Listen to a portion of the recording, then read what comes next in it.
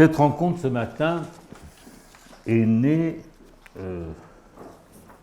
d'un désir, le mien, de placer moi-même le point de capiton de la période qui s'est écoulée depuis le 1er mars de cette année, et durant laquelle quelque chose a eu lieu. Quelque chose a eu lieu d'assez marquant, d'assez bouleversant,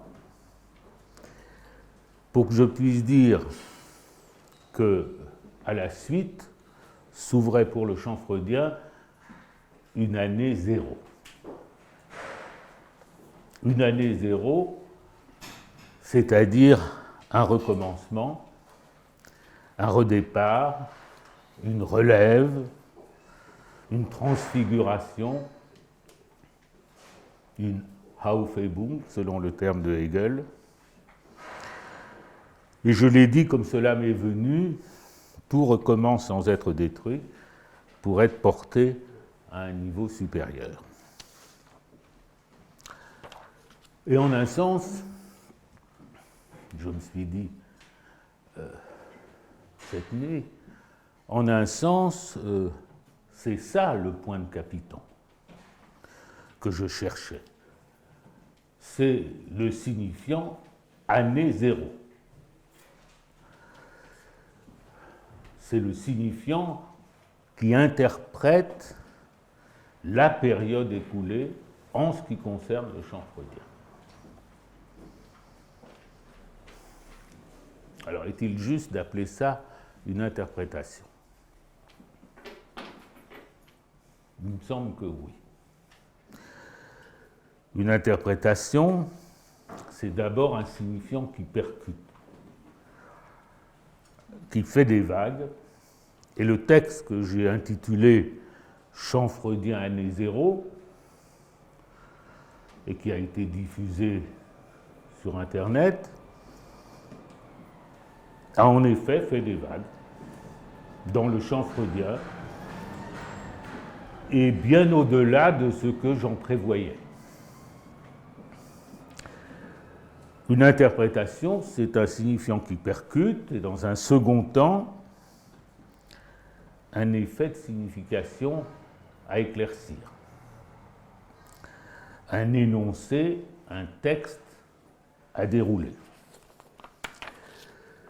Et c'est ce dont il s'agit ici. Disons, en première approximation, que quelque chose a été touché, a été mis en question, et même mis en cause, dans les fondements même du discours analytique, parce que l'école de la cause freudienne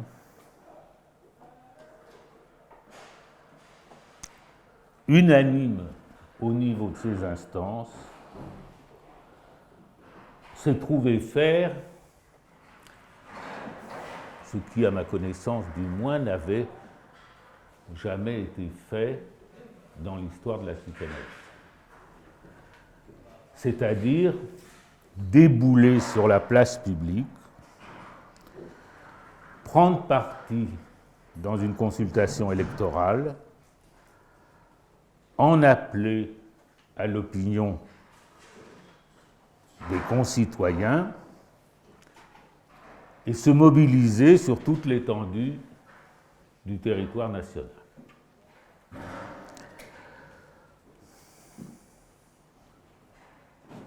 Ça n'a jamais été fait dans l'histoire de la psychanalyse. Là, nous avons fait un pas. Et c'est le nôtre. Nous avons à en rendre compte et à le fonder.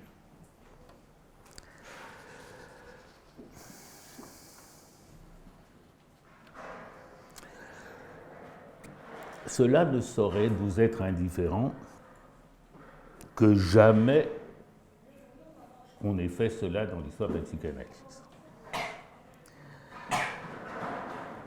Car depuis le début, le champ freudien joue la partie de Lacan. Le champ freudien joue la partie que Lacan a engagée au moment de fonder son école, en juin 1964, le 21 juin, dans un mouvement d'opposition au cours que suivait alors l'organisme établi par Freud lui-même afin de dire le vrai sur le vrai quant à la psychanalyse, pour surveiller et pour orienter la pratique de la psychanalyse et son devenir. Ce que Lacan donc a fondé en 1964, il y a 53 ans, ce fut une école dissidente, une école en rupture, mais qui prétendait restaurer, rétablir la vérité freudienne, revenir à la source freudienne. Et je crois que je peux lire le paragraphe, le seul qui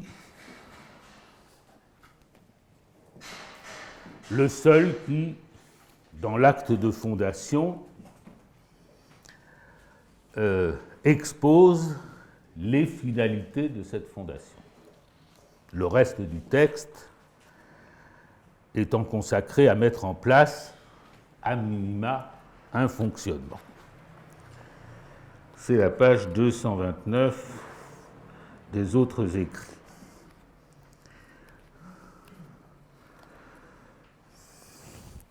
Le second paragraphe. Dans le premier, Lacan donne le nom provisoire qu'il avait trouvé pour son école, l'école française de psychanalyse, réservant par prudence son nom qui allait être définitif d'école freudienne de Paris. Ce titre, dit-il, dans mon intention, au fond ce paragraphe ne fait qu'une seule phrase, représente l'organisme où doit s'accomplir un travail qui, dans le champ que Freud a ouvert, restaure le socle tranchant de sa vérité, qui ramène la pratique originale qu'il a instituée sous le nom de psychanalyse dans le devoir qui lui revient en notre monde, qui, par une critique assidue, y dénonce les déviations et les compromissions qui amortissent son progrès en dégradant son emploi. Voilà donc, en une phrase, poser une fondation, une ambition, et c'est encore ce paragraphe, cette fondation, cette ambition qui a animé la fondation de l'école de la cause freudienne. C'est-à-dire que l'école de la cause freudienne a reprise à sa charge, a repris à son compte ce cahier de charges, et qu'elle joue donc la partie de Lacan, la partie que jouait Lacan avec la psychanalyse. et donc que ce que nous ayons fait n'ait jamais été fait, nous oblige à rendre compte, si je puis dire, au regard de la psychanalyse, d'assumer ce pas au regard de la psychanalyse. C'est un fait qu'au terme de 16 années, Lacan décida de dissoudre l'organisme qu'il avait créé en juin 1964. Il l'a dissous comme étant désormais inapte, comme fonctionnant, a-t-il dit, à rebours de ce pourquoi il l'avait créé. Ce fut alors, en 1980-81, la dispersion des élèves de Lacan, leur diaspora, et ce qui distingua l'école de la cause freudienne entre tous les groupes qui alors se formèrent, c'est sans doute qu'elle fut, selon ces termes, adoptée par Lacan et présidée par lui la dernière année de sa vie. C'est surtout que cette école fut fondée sur la décision de prendre la relève de l'école freudienne de Paris quant à sa finalité fondamentale. Et donc, la décision de se mettre dans le sillage de l'acte de fondation de Lacan. Ce fut alors certainement une année zéro. Tout était à recommencer en 1981 pour être porté à un niveau supérieur, mais à partir d'un champ de ruines, car tout, ou presque tout, avait été démoli. J'ai repris ma formule pour être porté à un niveau supérieur. En quoi un niveau supérieur? D'abord en ceci que l'école freudienne de Lacan avait été de Paris. Et certains ont même dit, non sans pertinence, que c'était l'école de la rue de Lille.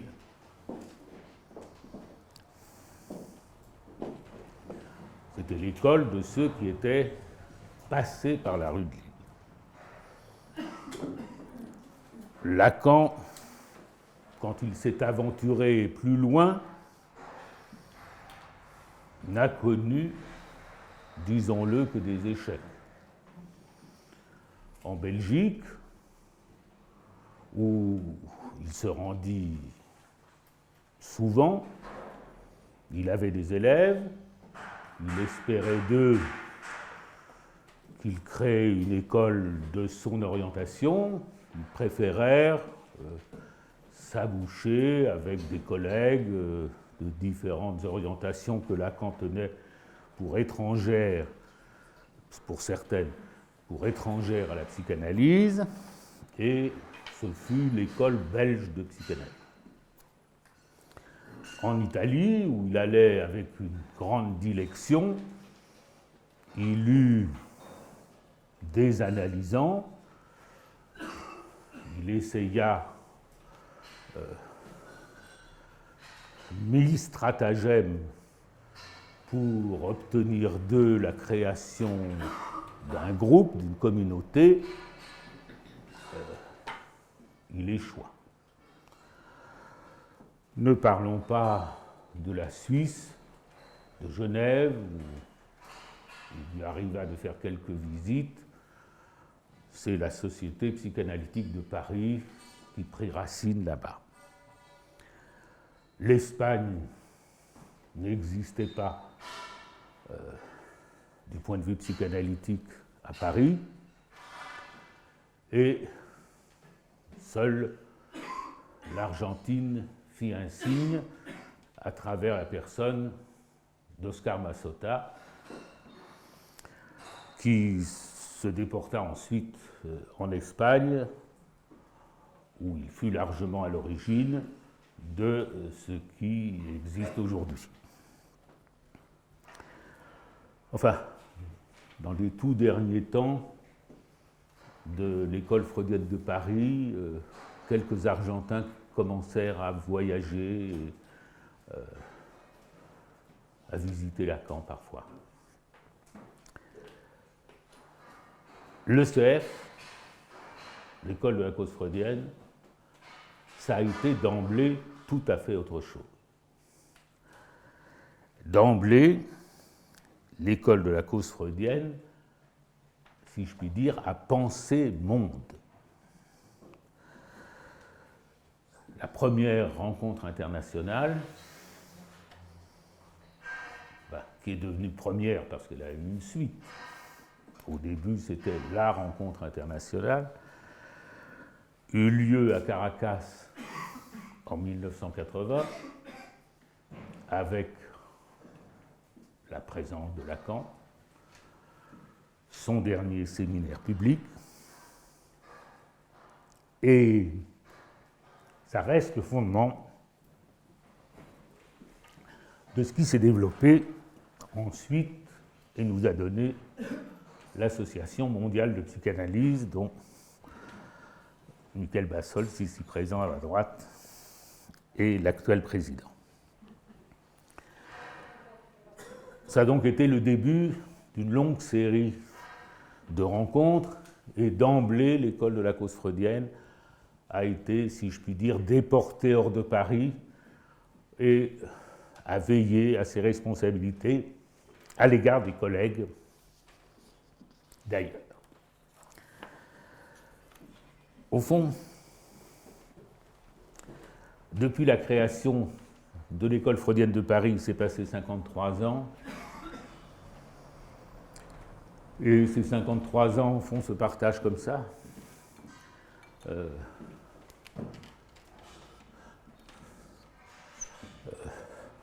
16 ans a duré l'école freudienne de Paris, et nous sommes à la 37e année de l'école de la cause freudienne. Il s'est passé, c'est-à-dire que maintenant nous avons plus du double de l'âge de l'école freudienne de Paris. Ça n'est pas tout, mais c'est quand même quelque chose que de durée. Si c'est ça 64, il y a eu en 67, on peut dire, nous le verrons tout à l'heure, avec le travail d'Hervé Castanet, il y a eu la crise de la passe qui, d'une certaine façon, déjà conditionnait la dissolution de cette école.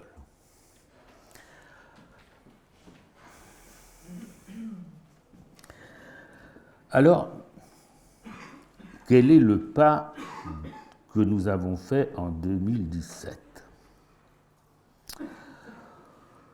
On peut le qualifier d'un terme sartrien qui est passé dans le langage courant. S'engager. C'est un terme sur lequel il faudra revenir. Enfin, sans doute l'an prochain. Ici, ça n'est que... Je limite ce que j'ai à dire à cette idée de point de capitaux.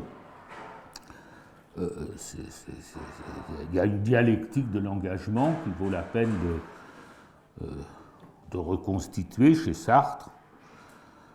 Il vaut aussi la peine de revenir à sa source, qui est à trouver chez le premier Heidegger, celui d'être étant. Et à ce propos, enfin, chez Heidegger, je n'ai pas relu Être et temps pour la circonstance, mais chez Heidegger, le terme qui est mis en évidence, c'est le terme de résolution. Le Dasein se résout à anticiper une action, et tout tourne autour de ce que Heidegger appelle der Augenblick, l'instant. Jean Beaufret, qui a été le maître des études heideggeriennes en France, qui est allé chercher Heidegger lorsque celui-ci n'en menait pas large au moment de la dénazification. Et Dieu sait qu'il avait des raisons pour ne pas se sentir tout à fait blanc. Beaufret, qui était allé le voir à l'époque, et qui était professeur de Cagne à Condorcet, je crois, est devenu le Heideggerien français qui a formé une école vaillante de traducteurs, de commentateurs. Beaufret a été le patient de Lacan. Et c'est par Beaufret que Heidegger a visité Lacan à sa maison de campagne de Guitrancourt. Beaufret a écrit un livre, justement, qui passe de Sartre à Heidegger, qui s'appelle « De l'existentialisme à Heidegger », et il définit très joliment der Augenblick de la façon suivante.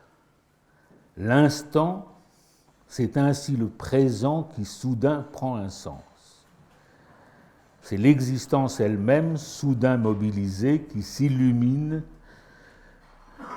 présentement dans ses possibilités les plus profondes, devenant par là et de fond en comble, affrontement ou résignation, résolution ou abandon, libération ou servitude, face à l'alternative qui la met en demeure de décider d'elle-même en choisissant. Si l'on regardait au vieux sens des mots, il décrivait d'une façon un peu précieuse, Beaufret, si l'on regardait au vieux sens des mots, la meilleure traduction de l'allemand Augenblick serait le français choix, car le sens ancien de choisir est voir. Nous avons ici sans doute la source de l'instant de voir. Et en effet, sur l'indication que je retrouvais de Beaufret, je suis allé regarder le Bloch et von Warburg, qui indique en effet que choisir, qui est attesté au XIIe siècle, signifie surtout apercevoir jusqu'à la fin du XVIe siècle. Et alors, notation intéressante qui est confirmée dans le dictionnaire historique de la langue française de Robert, aujourd'hui le sens de regarder, le sens de choisir, le sens de regarder pour le mot choisir, ne survit qu'en Suisse romande. Et donc, la première question que nous pourrons poser à notre ami Ansermet quand il viendra ce soir, c'est est-ce qu'il a cet usage du mot choisir.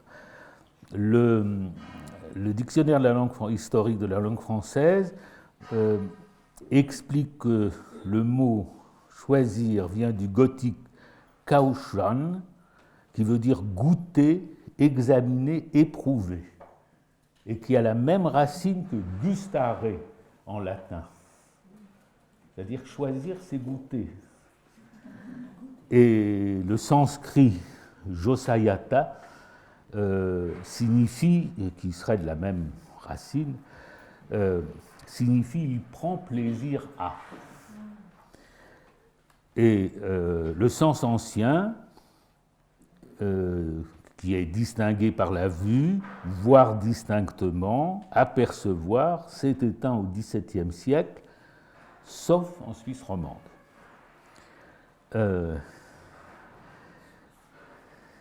Et alors le nouveau sens a été celui de préférer, de prendre de préférence, qui a éclipsé son doublet élire. On dit plus volontiers choisir que élire, sauf quand il s'agit des élections.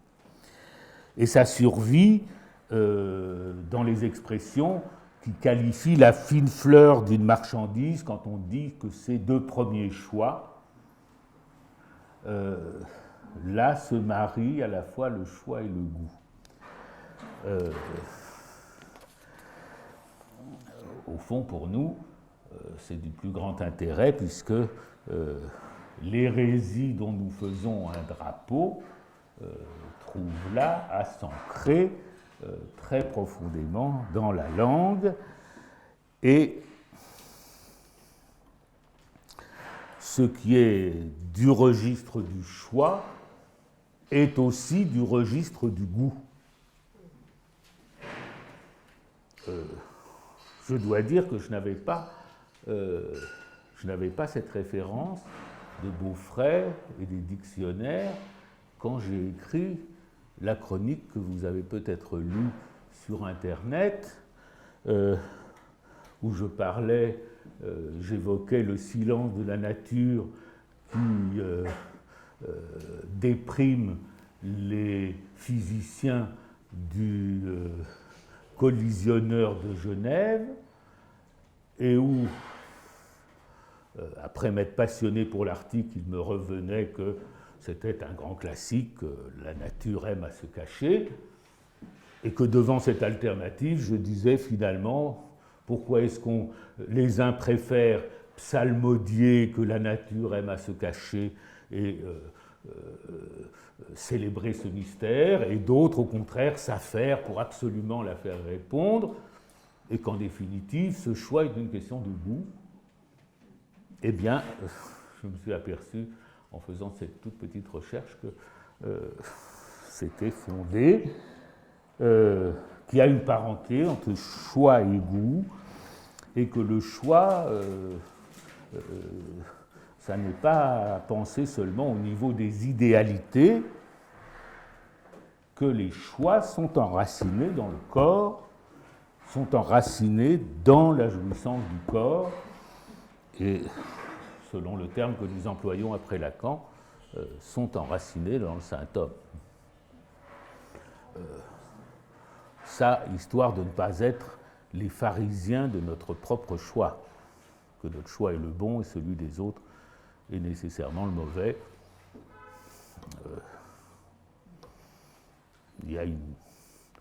C'est une guerre du goût, selon l'expression si heureuse de Philippe Solers. Alors, ce registre qui a été le nôtre, ce registre du choix, ce registre de l'engagement, rentre en contradiction avec la notion la plus familière que l'on a, me semble-t-il, de la position analytique, sans doute moins chez nous qu'ailleurs, la notion qui définit la position analytique par la neutralité bienveillante.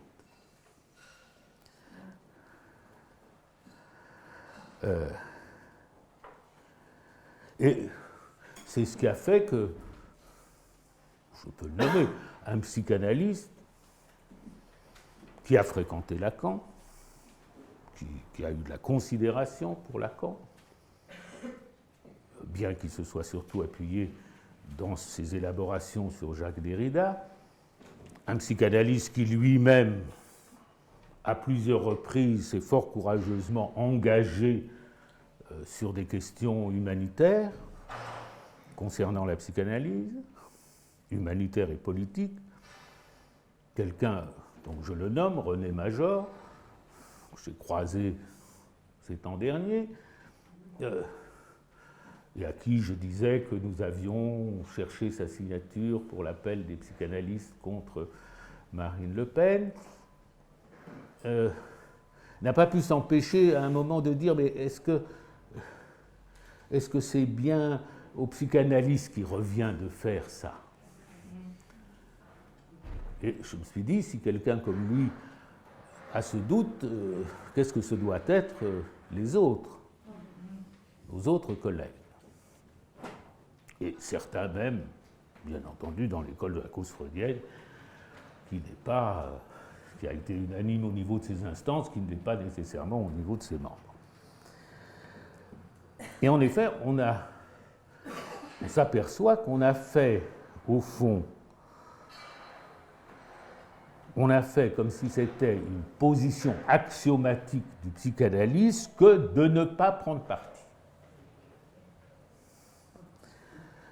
Le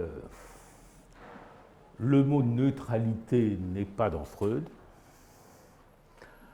c'est la traduction que James Strachey a donnée en langue anglaise de ce que Freud appelle en allemand Indifferenz,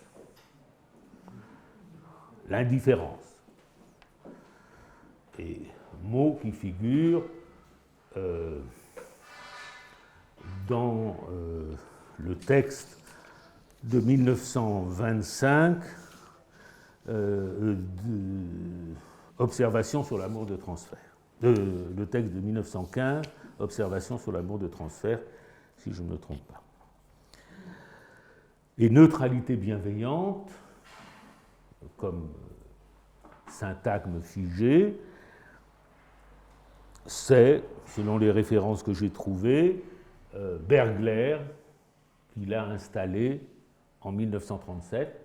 Vous connaissez Edmund Bergler, Lacan en parle au moins une fois dans son séminaire, c'est celui qui a écrit un livre qui était à un moment de référence, La névrose de base. Et l'usage de neutralité bienveillante est surtout fréquent chez nos collègues américains, anglais, l'Europe du Nord. En France, son usage a été modéré, mais malgré tout, ça constitue comme le wallpaper de la position analytique, la toile de fond qu'on ne voit plus, mais quand on s'en détache, il y a un petit malaise. Alors, considérons ce qu'il en est. Freud, en effet, dans les textes qui ont été à un moment, je crois que ça n'existe plus maintenant comme recueil, dans les textes qui étaient à un moment recueillis par les presses universitaires de France sous le nom de la technique psychanalytique, et sans doute à quoi Lacan se réfère quand il parle des écrits techniques de Freud, Freud, au fond, a essayé d'enseigner la position analytique dans la cure aux débutants. Et il y a une époque où tout le monde était débutant, sauf lui. Lui aussi. Bon. Et il y a par exemple donc le texte de 1912, Conseil aux médecins,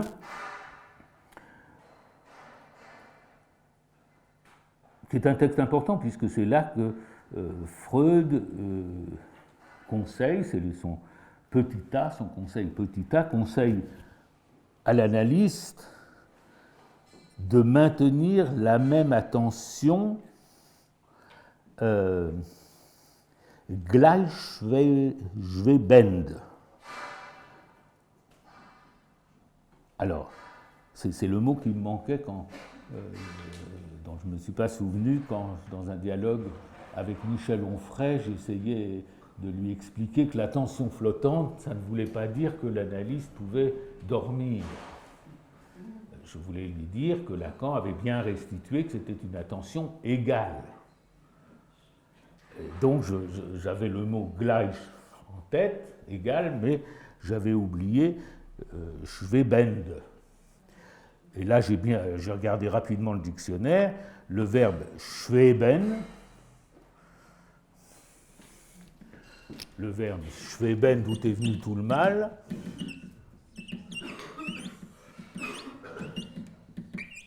le verbe schweben, on distingue dans le dictionnaire que j'ai consulté 3 sens: planer, deuxièmement être en suspens, troisièmement flotter. Et sans doute, parce que c'était plus agréable à dire, on a choisi attention flottante, qui a l'air comme ça d'installer une sorte d'un flou, une hésitation, alors que c'est exactement la mise en suspens égale, afin d'éviter ce que Freud considère être un danger, de concentrer son attention sur un point, ce qui amène à sélectionner dans le matériel. Donc il demande qu'on ne concentre pas son attention afin de ne pas sélectionner, faute de quoi, dit-il, on ne trouve que ce qu'on sait déjà.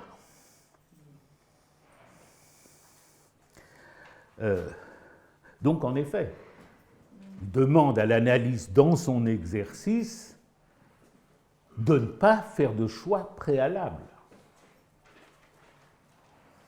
En effet, il proscrit le choix au niveau de la cure, enfin au niveau de l'écoute. Et il donne cette attention égale, cet axiome, ce postulat de l'attention égale, il le donne comme la contrepartie de ce qu'est, pour l'analysant, l'exigence à laquelle il se soumet de tout dire sans choisir. Donc l'un ne choisit pas, l'autre ne choisit pas.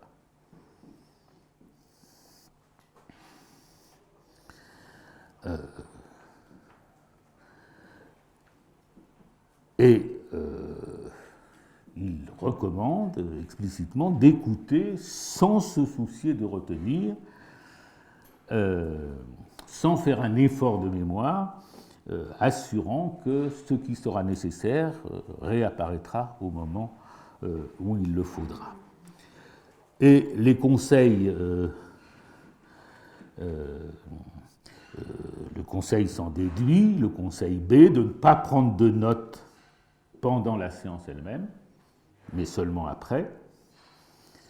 Donc une sorte de proscription de la mémoire, de l'inscription, qui impliquerait déjà un choix aussi, de faire foi à l'inconscient chez l'analyste. Et les conseils C et D concernent enfin le souci scientifique. Si vous voulez faire un exposé scientifique avec le cas que vous avez, si vous voulez le communiquer, ne vous hypnotisez pas sur la nécessité d'être parfaitement exact, ce n'est pas là-dessus que ça repose. Et les cas parfaitement exacts, ils existent déjà en psychiatrie, et ce n'est pas là-dessus qu'on fera confiance, ce n'est pas là-dessus que jouera la confiance faite qu'on fera à vos développements. Et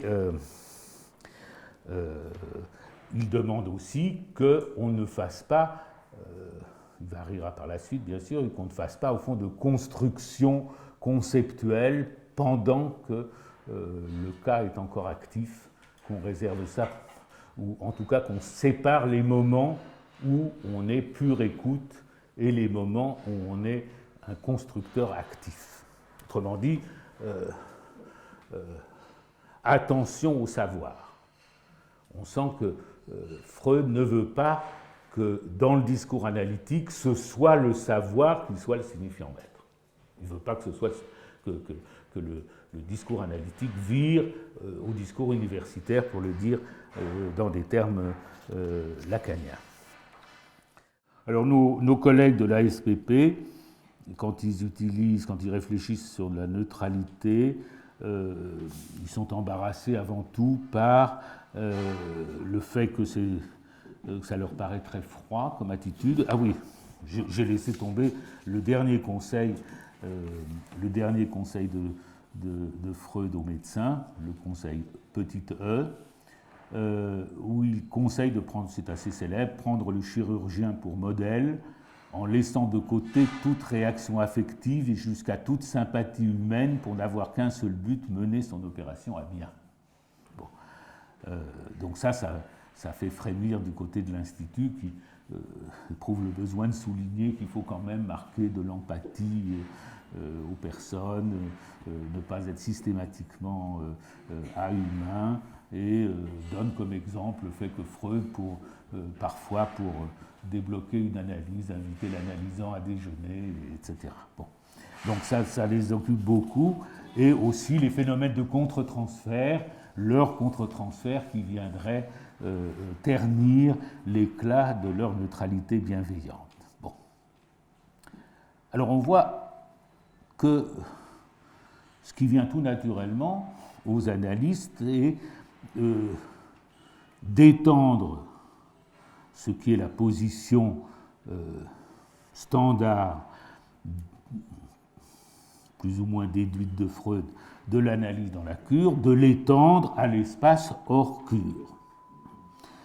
De telle sorte que l'analyste aurait à se promener comme l'indifférent, à se promener dans l'espace social comme l'indifférent, comme celui qui ne choisit pas.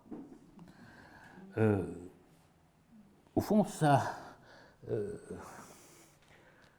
a existé dans l'histoire. On ne sait pas très bien comment, on ne sait pas assez bien comment se tenaient les sceptiques de l'Antiquité. Ça a été une grande école, et même plusieurs écoles qui avaient des choses à se reprocher les unes les autres. Le scepticisme a été une grande attitude philosophique qui consistait précisément, les sujets connaissaient une certaine ascèse pour atteindre un point d'indifférence je dirais que le nom qui est encore, qu'on apprend dans les classes, d'ataraxie, un point d'anesthésie, où finalement on structure tout ce qui se rencontre en termes contradictoires, et on apprend au fond à balancer l'un par l'autre de telle sorte qu'on se retrouve comme libéré des liens qui vous attachent à un côté ou à un autre. Le tout, si on suit Sextus Empiricus, ses descriptions, les esquisses pyrrhoniennes, c'est animé par un désir fondamental qui est le désir de tranquillité. Et donc il travaille beaucoup pour atteindre, c'est une discipline, pour atteindre en effet ce point où on se promène dans l'existence tranquille. Et c'est très loin en effet de ce que nous propose aujourd'hui le point où nous sommes de la civilisation, mais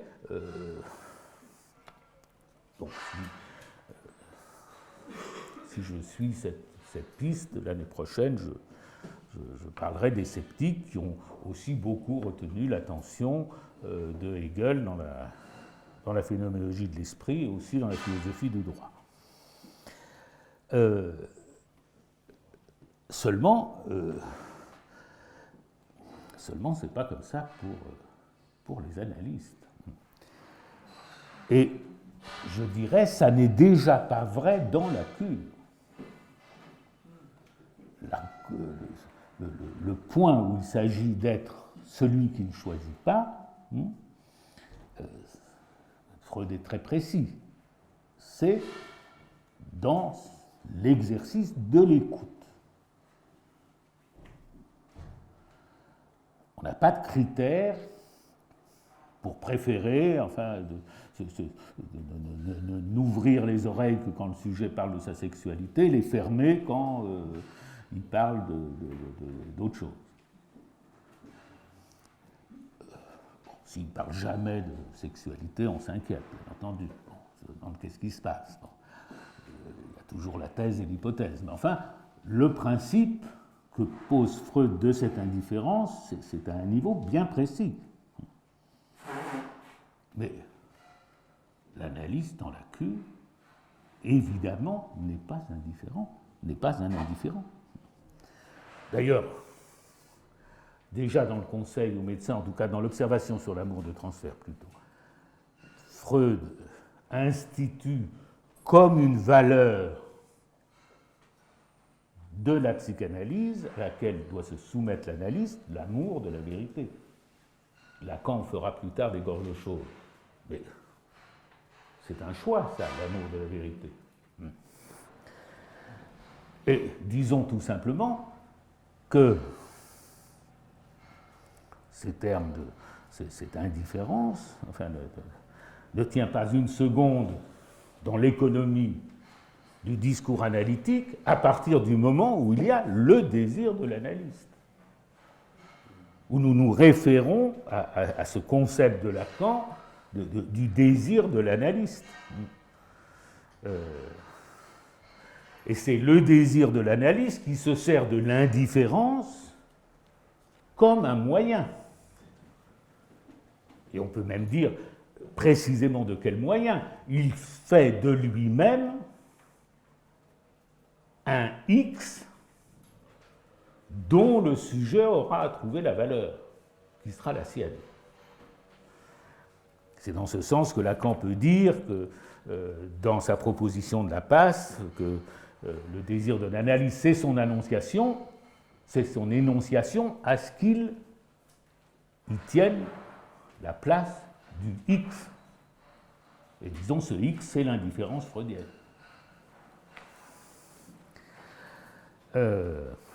Alors, ce désir de l'analyste, ça avait retenu l'attention qu'à la fin du séminaire 11, Lacan dit « ce n'est pas un désir pur ». Ça veut dire que ce n'est pas un désir de rien. C'est un désir, disait Freud, d'obtenir la vérité. Qu'est-ce que nous dirions? Il y a beaucoup de formules se proposent. Un désir d'obtenir la réduction des identifications. Et Lacan l'oppose à ce qu'il décrypte chez les autres de la Société de Paris, à l'époque, le désir, au contraire, d'identifier le patient à certains traits de son analyste.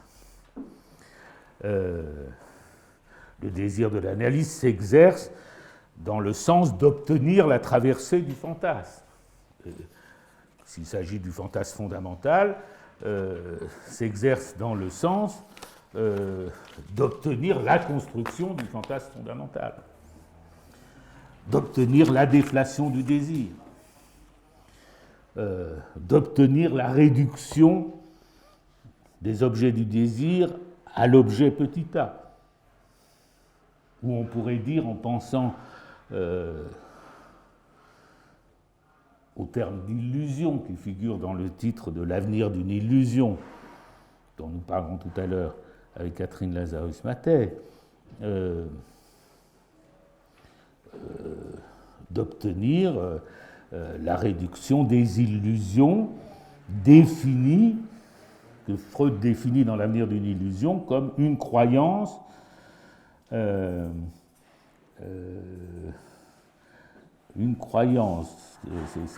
moi, c'est pas très bien traduit. Moi, j'ai l'édition des Puces. Je pense que ça a été mieux traduit dans l'édition de Lefebvre, du Seuil.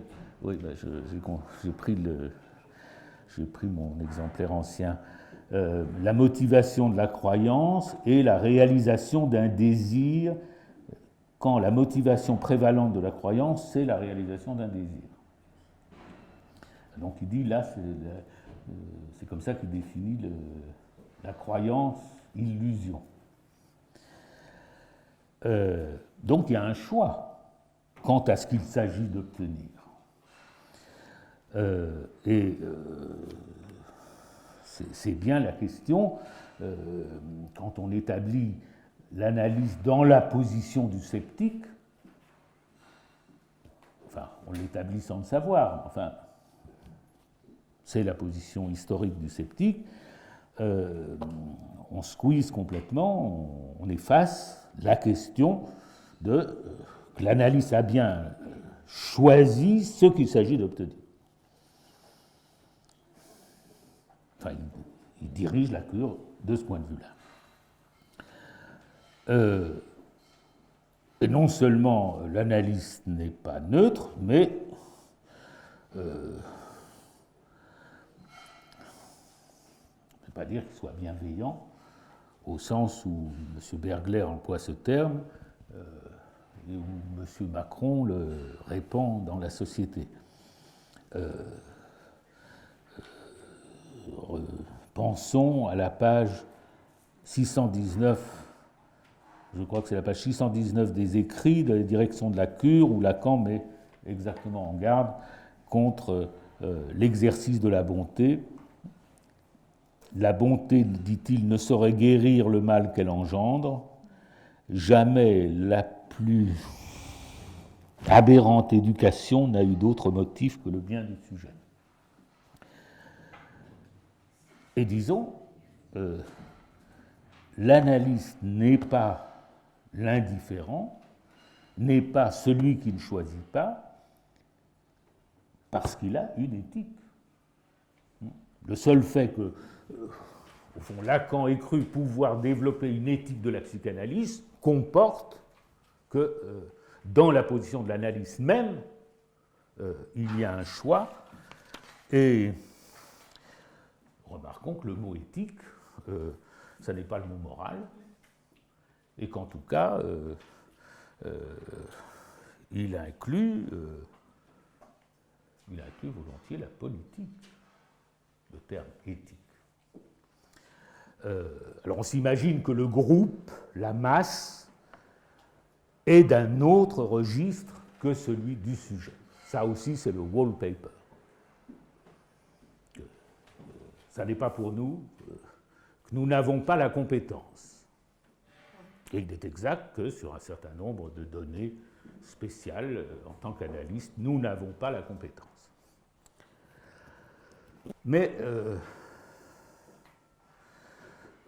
je dis que le groupe, la masse, n'est pas d'un autre registre que le registre du sujet, et le titre tel que l'a voulu Freud de Massenpsychologie et analyse du moi, l'analyse du Ich, l'analyse du sujet, en est le témoignage. En tout cas, Lacan l'entendait ainsi quand il nous décrit à la fin d'un texte qui s'appelle La direction de la cure, qui concerne la cure à tous ses niveaux, de tactique, de stratégie et de politique, comme il le distingue. Et dans les références de son texte Direction de la cure, il y a un texte anglais de stratégie, qui n'a rien de génial d'ailleurs, je me l'étais procuré jadis. Mais à la fin du texte Direction de la cure, il nous décrit un Freud, page 642,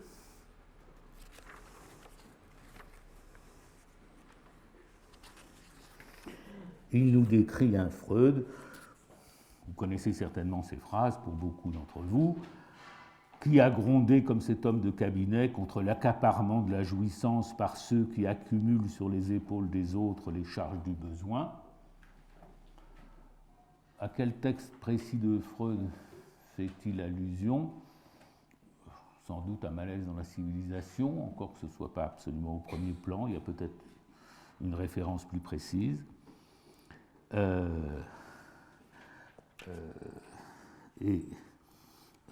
Deuxième paragraphe, qui a interrogé aussi intrépidement que ce clinicien attaché au terre-à-terre de la souffrance, la vie sur son sens, et non pas pour dire qu'elle n'en a pas façon commode de s'en laver les mains, ça c'est contre les théories de l'absurde, etc., Camus et autres, mais qu'elle n'en a qu'un où le désir est porté par la mort, c'est la réponse heideggerienne de Lacan.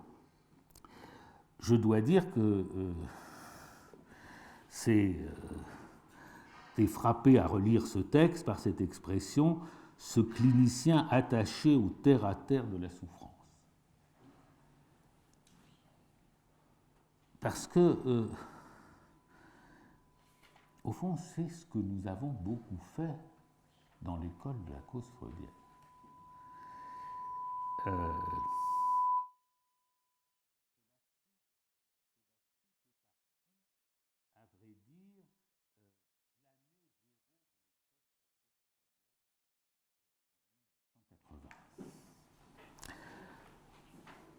Il y a un historien de la psychanalyse, qui appartient à la SPP, mais c'est un esprit assez libre, qui a écrit quelque chose sur nous à cette époque-là. C'est Alain de Mijola. Et il a écrit que l'école de la cause freudienne, et peut-être me cite-t-il à cette occasion, était partie sur un retour à la clinique. Et de fait, ça a été le mot d'ordre au début de l'école de la cause freudienne. Parce que l'école freudienne de Paris, ses membres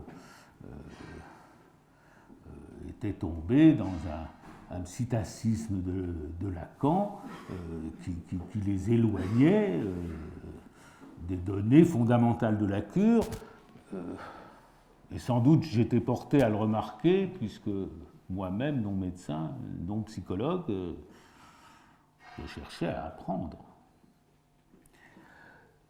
Il est possible aussi que, donc, d'un côté, ça s'explique par le désastre qu'était la production de l'école freudienne à l'époque.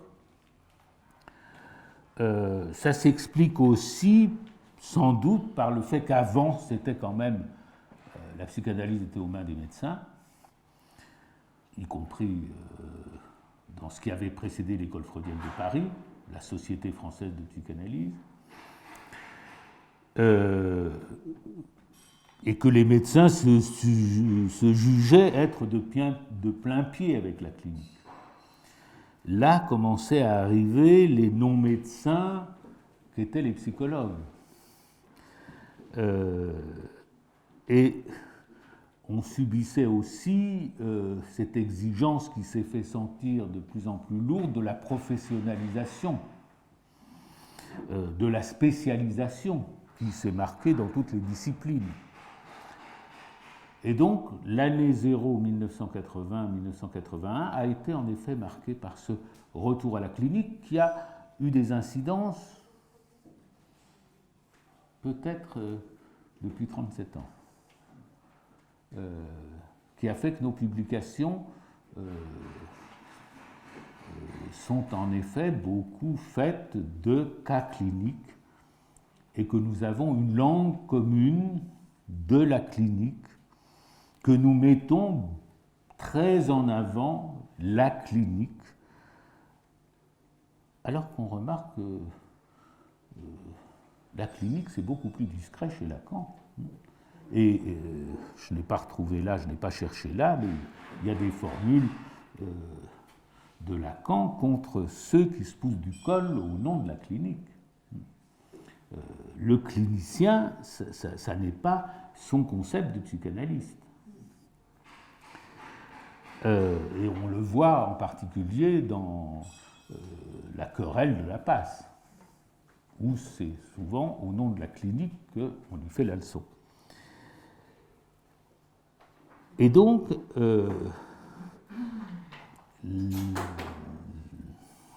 l'école de la cause freudienne, enfin, elle a grandi et elle s'est étendue aussi sur ce terre-à-terre de la souffrance et ce terre-à-terre de la cure.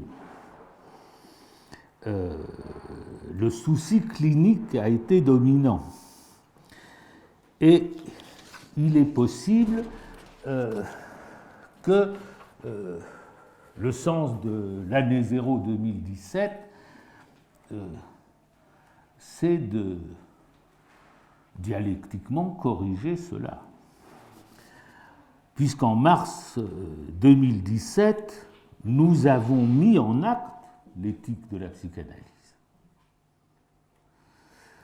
nous avons été dans la continuité de Freud et de Lacan, de l'orientation lacanienne. Seulement, nous avons été en mesure de faire un acte en tant que, ce que j'appelais, dans une conférence que j'avais donnée à Turin jadis, en tant qu'école sujet. Je m'étais permis de parler d'école sujet dans la mesure où Lacan avait donné pour titre à la revue de l'école freudienne de Paris, Silicette, avec le sous-titre « Tu peux savoir ce qu'en pense l'école freudienne de Paris ».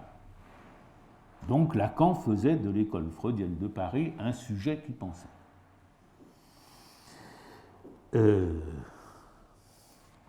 Eh bien, cette école sujet, ce qui était là, nous l'avons porté au registre de l'acte et qui a débouché sur des actions. Et je dirais que c'est la plus profonde et la plus ancienne inspiration de Lacan. Avant qu'il ne soit parfois freiné, furieux et déprimé de la collection d'analyses qu'il avait autour de lui, qui est un facteur qu'il ne faut pas oublier. C'est que dans les dernières années de sa vie, Lacan ne pouvait plus les voir en peinture. Et que contrairement à ce qu'on s'est imaginé, pour autant que je pouvais lui parler, dans l'intimité, je le retenais. Je le retenais de foutre un tel ou un tel à la porte, comme il en avait envie. C'est un fait sur lequel il faudrait s'interroger. Pourquoi, enfin moi j'ai vu ça comme ça à un moment, c'est pourquoi ils étaient si incapables et pourquoi les gens de l'école de la cause freudienne sont tellement bien. Il y a un facteur, et en tout cas que l'atmosphère qui règne n'a rien à voir avec celle qui a conduit Lacan à dissoudre cette école. Donc là, j'arrive à cette page 321 des écrits que je vous ai envoyés, telle qu'elle figure dans l'exemplaire que j'ai baladé à travers le monde depuis 37 ans, et qui est une sorte de paragraphe, le paragraphe des injonctions. Enfin, c'est ça que je retiens d'abord dans cette page 321. Il y a une page d'injonction. Qui renonce à la pratique analytique, qui renonce donc plutôt celui qui ne peut rejoindre à son horizon la subjectivité de son époque. Évidemment, c'est énorme. Et entrons là-dedans. Essayons de nous enseigner de Lacan, comme nous l'avons fait depuis 37 ans au moins. D'abord, pour lui, il y a des époques. Et au fond, ça ne se démentira pas. Bien sûr que son rapport à l'histoire va varier à 180 degrés, si on veut. Va varier à 180 degrés, puisque le rapport de Rome commence par prendre modèle sur l'histoire et ses découpages brodéliens. Et qu'il finira par dire « ne touchez pas à l'histoire ». Mais, même dans la construction des quatre discours, il y a un élément historique qui est incorporé. Lacan peut dire, en particulier dans cette conférence de Louvain que vous connaissez, mais que vous lirez bientôt dans la cause du désir, il dit bien qu'aujourd'hui, on n'est plus tout à fait dans le discours du maître, que, en tout cas, il y a un discours qui s'est ajouté, qui est celui du savoir, où le savoir tient le haut du pavé. Bon, c'est une référence, il y a un élément historique qui est incorporé. Enfin, ici, il y a des époques, et il y a même l'idée que chaque époque a sa subjectivité. Qu'est-ce que c'est que la subjectivité d'une époque? Bon, c'est ce qu'on peut appeler l'esprit du temps, mais qui en français a un côté un peu futile. C'est sans doute une référence au concept hegelien de Zeitgeist, mais s'agissant des époques, Hegel disait plutôt Geist der Zeit, l'esprit du temps. Alors qu'est-ce qu'il entendait par là? Bon, il entendait par là ce qui a été ensuite un pont aux ânes, ce qui a été mis en évidence historiquement, dans mon souvenir, je n'ai pas vérifié, dans mon souvenir, Jacob Burckhardt, dans ses études sur la Renaissance, a fait beaucoup pour le montrer, qu'à une époque donnée, la mentalité, la vie sociale, intellectuelle, culturelle, et surtout dans un même peuple, expriment ou ont en commun le même esprit. Et que l'époque, en cela, est une limite qui ne peut être franchie par personne. On ne saute pas par-dessus son époque. C'est donc l'époque, c'est une limite qui contraint les pensées. Et j'ai noté, j'ai trouvé la référence quelque part d'un livre que je n'ai pas lu. Pourtant, je connais l'auteur, qui est un grand empiriste anglais, qui a une importance dans l'histoire des idées, l'histoire de la logique aussi, John Stuart Mill. Il a écrit en 1831, et on se demande si c'est sous l'influence de Hegel, un livre qui s'appelle The Spirit of the Age, que je me procurerai. Donc ça a diffusé, en tout cas, cette idée. Et au fond, l'idée de la subjectivité d'une époque, ça exprime, ça désigne la cohérence d'une époque. Et finalement, quand Foucault parle des épistémès, que Kuhn parle des paradigmes d'une époque, on est dans le même fil, de chercher les cohérences. Alors bien sûr, on va dire qu'il y a des décalages, qu'il y a des survivances, qu'il y a des anticipations, mais c'est l'idée d'une saisie en cohérence d'un ensemble, à quoi s'ajoute la notion de subjectivité. La subjectivité d'une époque, c'est-à-dire en tant que réfléchie. Alors, qu'est-ce qu'on va dire? Dans une subjectivité ou dans la subjectivité? Si on dit réfléchi dans une subjectivité, tout le monde va être d'accord. Il y a cet ensemble, et puis il y a ma petite subjectivité qui se répand, qui essaye de s'orienter dans cette époque. Non, c'est la subjectivité. Parce que le sujet, ça n'est pas l'individu. Le sujet, c'est le négatif de l'individu. L'individu, ça se désigne par des propriétés, par des qualités, par des attributs. Et ce que nous appelons le sujet, c'est un vide à cet égard. C'est ce que j'ai plus ou moins dit entre les lignes quand j'ai commenté le livre de Rancière pour dire que je n'allais pas le classer à une place donnée, parce que classer quelqu'un, c'est toujours le ravaler, le traiter comme un individu, bien que lui-même dise qu'il est un individu, parce qu'il n'a pas le concept lacanien de sujet. Ou cet effet ravalant du classement, on voit aussi quand notre ami Milner ramène ce que nous avons fait pendant cette période comme l'expression, la protestation de la petite bourgeoisie intellectuelle. Bon. Par rapport à ce dont il s'agit, peut-être que d'un point de vue sociologique, c'est justifié, je ne le crois pas, mais c'est un peu en décalage avec ce dont nous parlons ici. Il faut dire la subjectivité, on peut dire la subjectivité d'une époque, parce que la subjectivité est transindividuelle.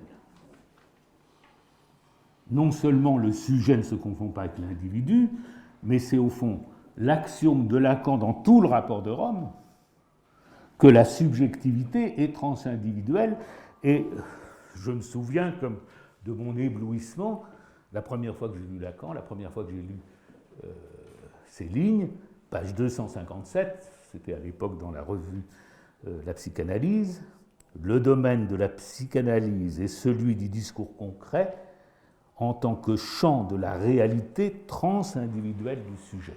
Vous avez ça, page 257. La réalité transindividuelle du sujet. Là, j'ai flashé sur cette phrase parce que elle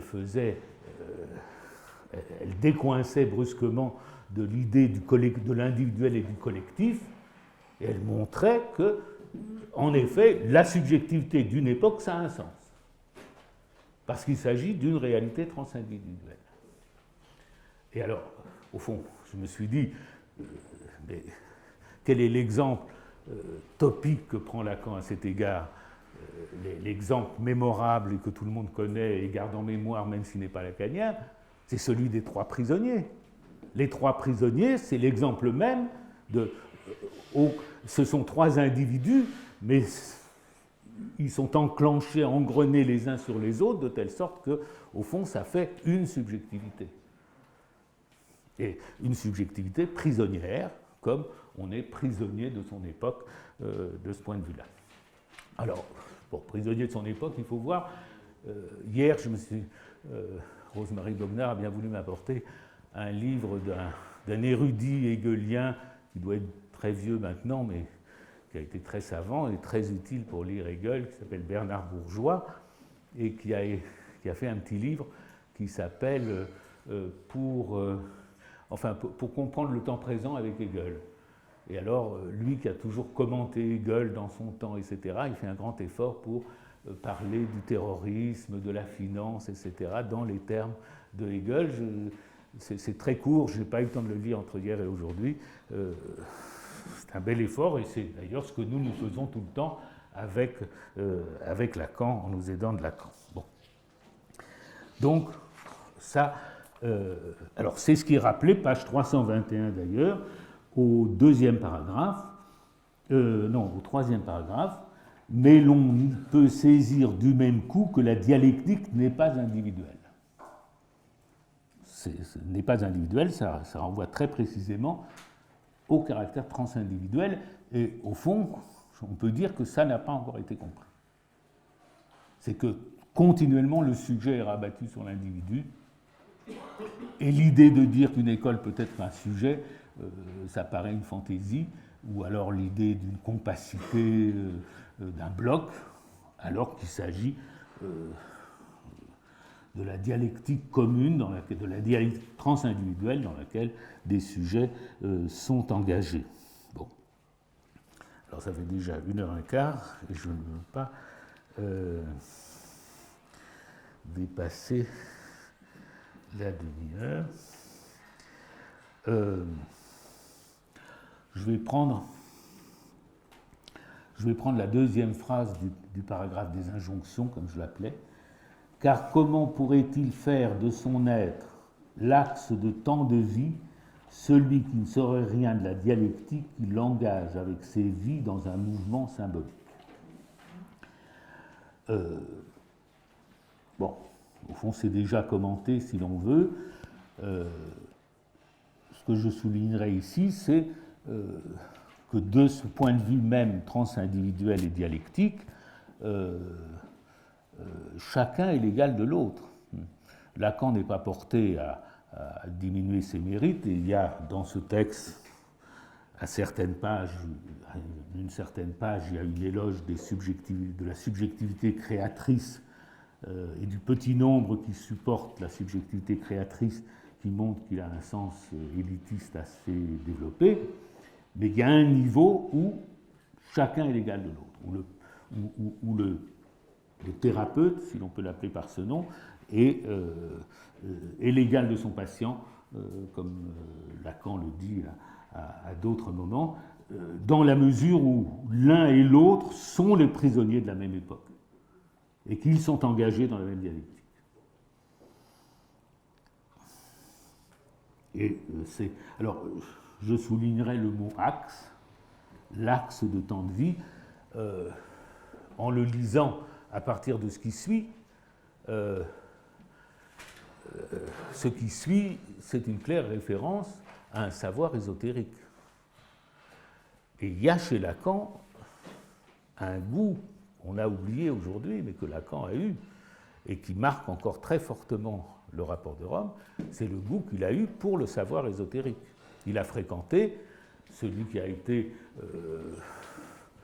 le grand ésotérique français, René Guénon, qui a une bibliographie énorme. Lacan l'a connu. Et Lacan avait de l'intérêt, évidemment, pour la symbolique imaginaire qui traverse les cultures et les siècles. D'ailleurs, il a illustré la revue La Psychanalyse avec un emblème alchimiste. Il y a là une continuité pour laquelle il avait un goût, et un goût qui était alors très présent et dominant chez les psychanalystes de la première, deuxième génération, qui ne voyaient que ça dans le symbolique. Ils ne voyaient que les symboles. Lacan a fait le pas saussurien, mais il est resté attaché, et pourquoi pas, il faudrait y revenir, à ce qui est cette source anthropologique, artistique énorme des symboles imaginaires. Or, dans le savoir ésotérique, il y a un axe du monde qui fonctionne, qui est placé de différentes façons, mais qui est censé, au fond, donner au monde lui-même son ordonnance. Et il y a l'écho de ce savoir ésotérique dans ce mot axe, comme dans la suite où est évoqué la spire, dans la phrase suivante, Babel, le mundus et la vision mystique du serpent enroulé sur un bois éternel. C'est une image typiquement hermétiste. Alors, je prends cette phrase, qu'ils connaissent bien la spire où son époque l'entraîne dans l'œuvre continuée de Babel et qu'ils sachent sa fonction d'interprète dans la discorde des langages. On dira, si on lit vite, que ça veut dire qu'il soit de son temps, qu'il soit de son époque, qu'il connaisse le moment où il est de l'histoire, et ça dit un tout petit peu autre chose. Le mot spire, c'est la spirale. La spirale, dans les savoirs ésotériques, ça a le plus grand rapport avec le serpent. On vous explique précisément que dans toutes les cultures, il y a des danses qui consistent à imiter les mouvements du serpent. Alors vous avez tout, depuis la Mélanésie jusqu'à... Bon, et puis vous avez toutes les références antiques que vous voulez à ce sujet, et que il y a... j'ai téléchargé ça hier parce que sur Google, c'est un site ésotérique, Google regorge de sites ésotériques, j'en ai trouvé un justement qui était les vibrations de la vie ou les spires du serpent. Et je pourrais vous lire tout ça, où vous avez des références les plus amusantes d'ailleurs. Voilà. Vous avez la première spirale connue dans l'histoire de l'art, un talisman paléolithique provenant d'une sépulture rituelle de Sibérie, montre une septuple 2 x 3,5 spirales entourées de 4 spirales, et au revers sont 3 serpents sinueux. Le plus intéressant est de voir que le centre de la spirale est percé d'un trou qui indique la nature du principe. Ce point originel d'un autre ordre se vide plein de tous les possibles, et il y a le schéma de la spirale paléolithique. Et la spire de Lacan, loin d'être seulement l'invitation à soyez de votre temps, ce n'est pas le soyons absolument moderne de Rimbaud, ce que dit Lacan. Il dit soyez de votre temps, il le dit avec un terme emprunté aux savoirs les plus antiques et les plus douteux, si l'on veut. Bon. Évidemment, alors j'ai cherché, hier j'ai passé beaucoup de temps sur Google pour trouver la vision mystique. Quelle était la vision mystique où on voit le serpent pourrissant de la vie s'élever sur un bois éternel? C'est évidemment l'image classique qu'on connaît par le caducée ou par le bâton d'Esculape. Le bâton d'Esculape, c'est le bâton avec le serpent qui l'entoure, symbole de la plus haute antiquité et qui a toutes les références. Mais je n'ai pas trouvé de vision où il y avait à la fois Babel, le serpent et le bâton. J'ai cherché, j'ai mis tous les mots, etc. J'ai cherché dans Jacob Böhm, j'ai cherché dans Claude de Saint-Martin, j'ai cherché avec tous les noms, pour l'instant.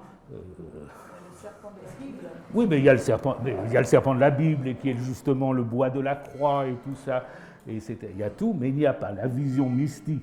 Quand Lacan dit qu'il laisse à la vision mystique le soin de voir s'élever à l'emplacement de la tour de Babel, sur un bois éternel, le serpent pourrissant de la vie, je n'ai pas trouvé ça. Où il y est Babel, le serpent, etc. Bon. Donc, le serpent, c'est une... Vous voyez la référence.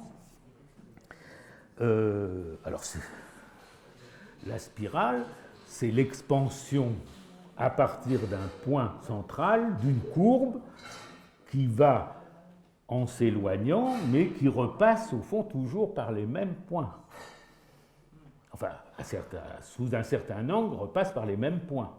Et donc on a à la fois le développement, mais on a en même temps la récurrence du même.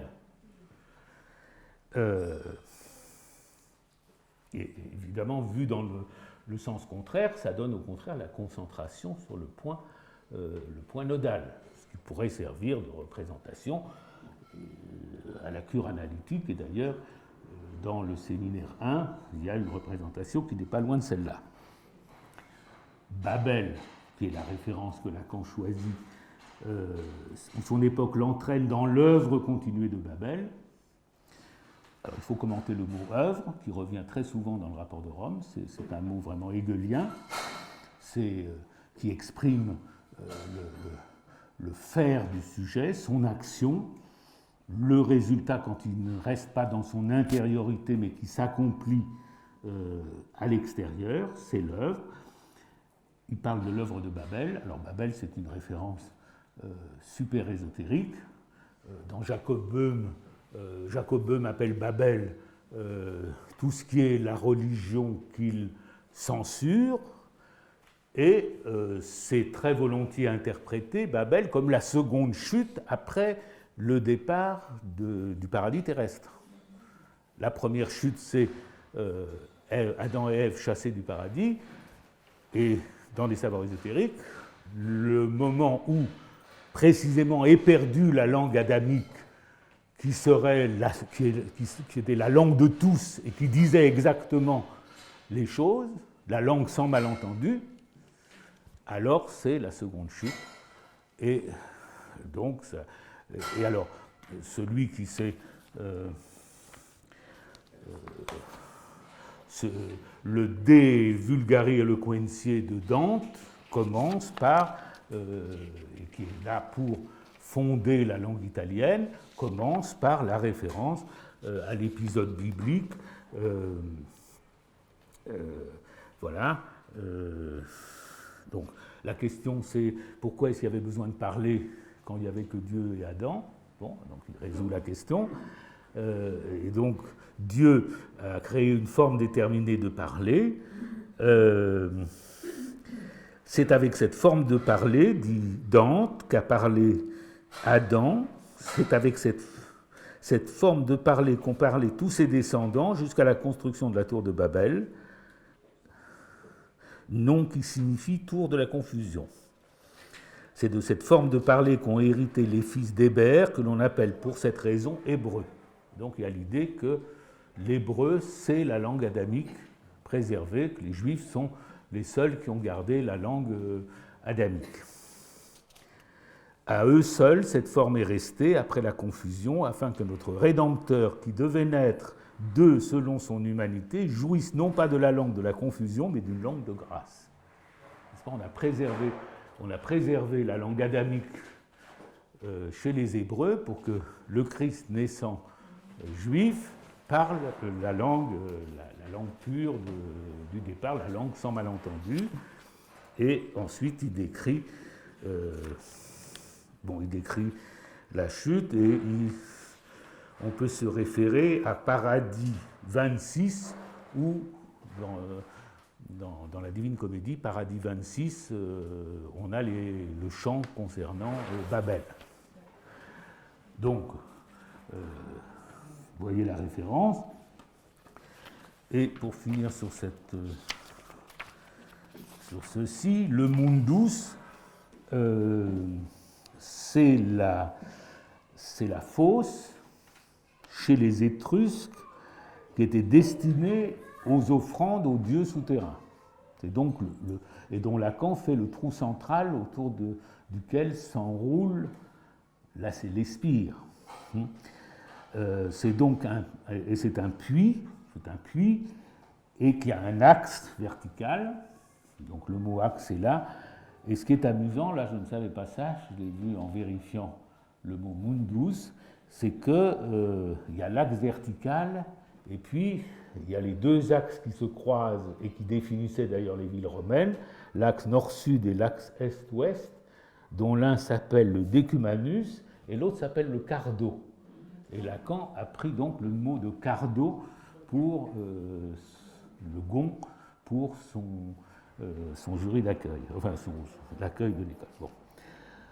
Alors, la référence au serpent de la vie, c'est un grand classique, le serpent comme représente, pas le serpent, c'est pas directement le serpent d'Ève, c'est le serpent représentant la vie parce qu'il change de peau, et je donnais la référence, je ne vais pas la lire là maintenant, à Hegel.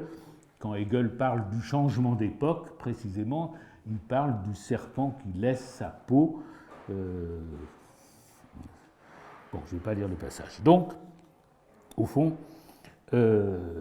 c'est exactement représenter ce que Lacan appelle dans cette page la circularité sans fin du processus dialectique.